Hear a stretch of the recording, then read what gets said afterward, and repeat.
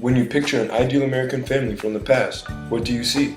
Images that come to mind generally include an upper middle class family consisting of a breadwinner husband and homemaker wife duo with two rosy-cheeked children and having a cookie-cutter home complete with the oh-so-stereotypical white picket fence. But it's 2013 and times have changed, allowing for the norm of the 1950s to stay in the past. Today, the term family encompasses a wide variety of combinations that prove to be equally as functional as the traditional nuclear family, be it same-sex marriage, dual-earner families, childless couples, step-families, or single-parent families. Our society is evolving and growing towards one that characterizes the American people as truly a nation of innovative change for the greater good.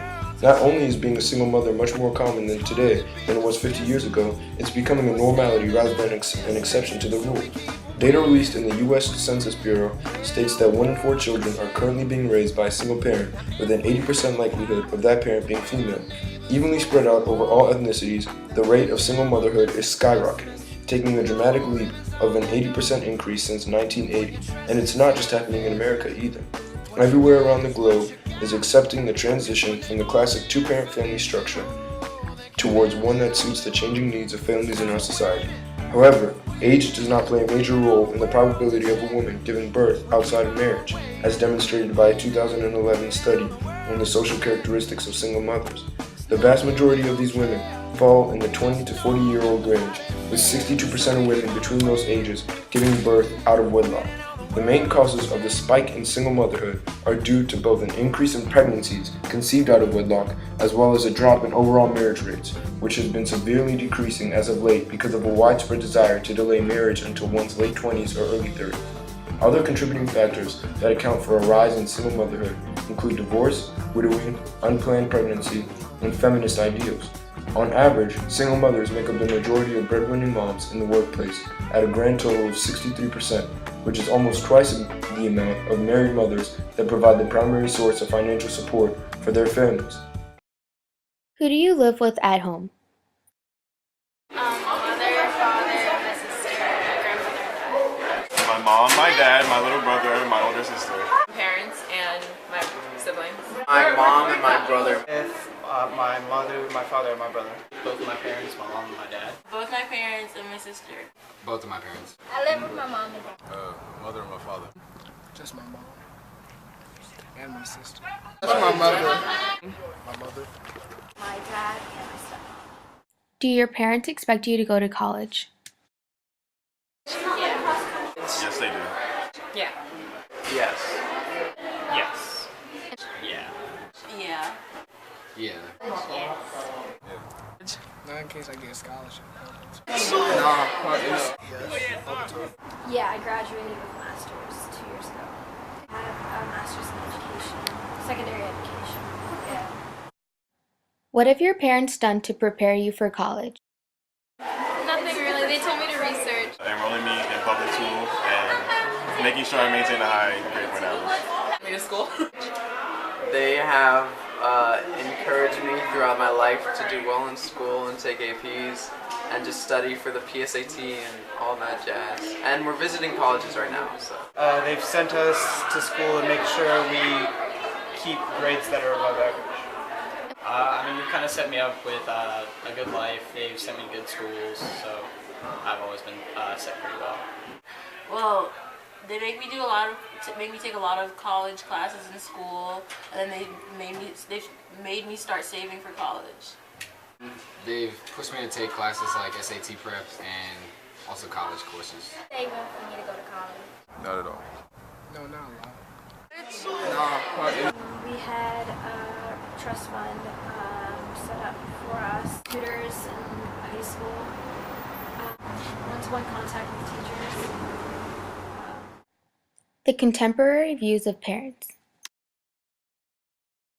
What level of education do you have? 2 years of college, associate's degree. Bachelor's degree. High school and 2 years of continuing education. Undergrad degree. Bachelor. Are you married? If so, how long have you been married?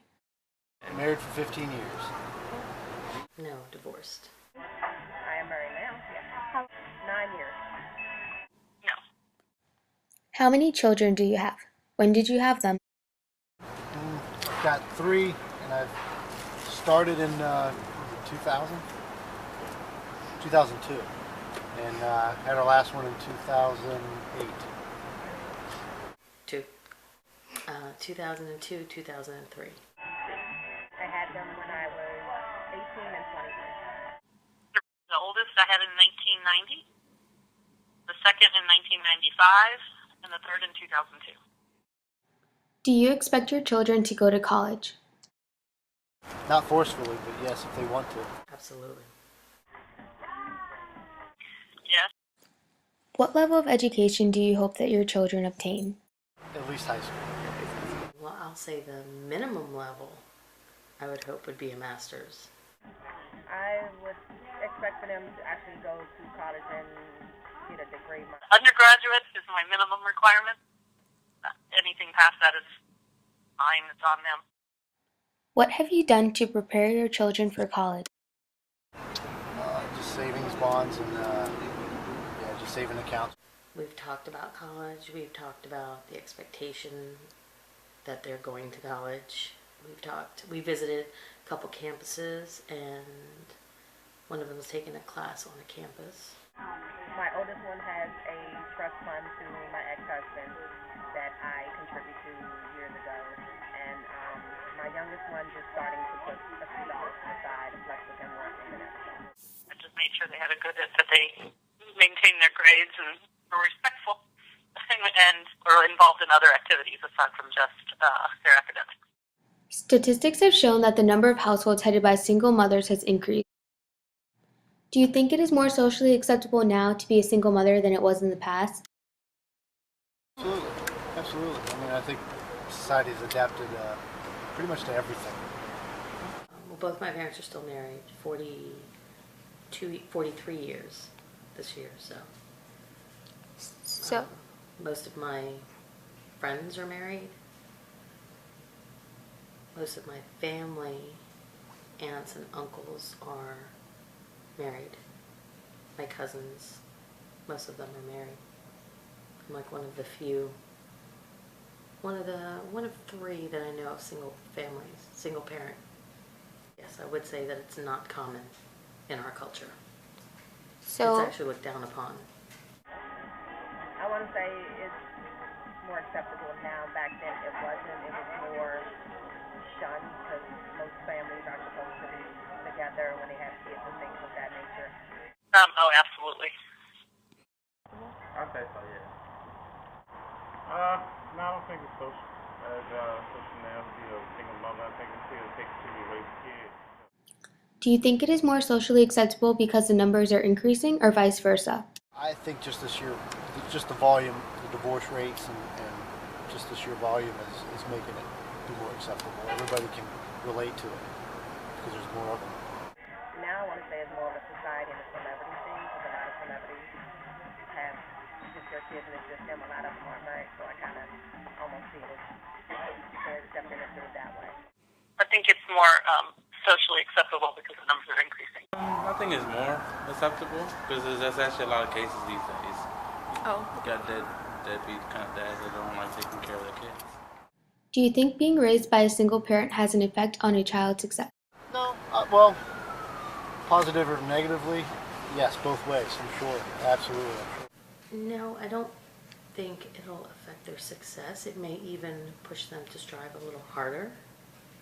But I think it affects their self-esteem more so than anything. And I don't know if that in turn would affect their success, but I'm thinking that they may be more driven. Or maybe I'm hoping they will be. Actually, No, I don't think it has an effect on their success. I do think it has an effect on their life. No, because I would. Not really. Studies show now more than ever, growing up in a single parent family is becoming easier on both parties involved, the parent and their respective children. But those who rely on the supportive love of one parent rather than 2 are reported to have little to no problems in their adolescent years, or as young adults either. It is even found that in many cases, a child's strong relationship with their single parent can account for better grades, better relationships with others, and better development in general. and it has to do with a closer relationship with the child's parent, as well as the reality of the situation that the child is more likely to be raised by not only just their mother, but their mother's entire support system as well, accounting for many strong role models in the child's life. Although being a single mother is often attributed with high poverty, research found demonstrates that higher poverty rates in families and high conflict rates between parents cause the most disruption in the life of a child. Therefore, a faulty and conflict-driven relationship between parents is more of a determinant in a child's success than the number of parents in the life of said child. Although it's still admittedly more difficult to raise a family alone, society is lifting the burden off the backs of those who have made it their reality, in turn providing evidence of an open-minded world that welcomes with arms spread a promise for a bright future for a diversified family structure.